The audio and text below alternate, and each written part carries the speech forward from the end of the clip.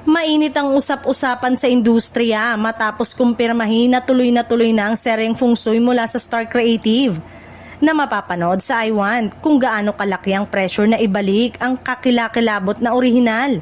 Ganon din kabigat ang hamon na pumili ng bagong lead actress na hahawak sa Bagua Mirror. At ayon sa insider, 5 pangalan ang kasalukuyang matinding pinagpipilian. Una sa listahan si Janela Salvador na ilang beses nang pinapurihan sa kanyang pagiging dark princess ng genre dahil sa husay niya sa fantasy at supernatural roles. Kasama rin sa listahan si Kim Chu na hindi na bago sa horror matapos niyang magbida sa ilan sa mga successful scare project ng ABS-CBN. Sa mga bagong henerasyon naman, umaalingaw-ngaw ang pangalan ni Kyla Estrada, ang breakout actress na ilang beses nang nagpakitang gila sa dramatic acting. Hindi rin nagpapahuli si Charlie Dizon, isang actress na kilala sa mga heavy drama roles at may kakayanang magbigay ng raw, realistic at emosyon.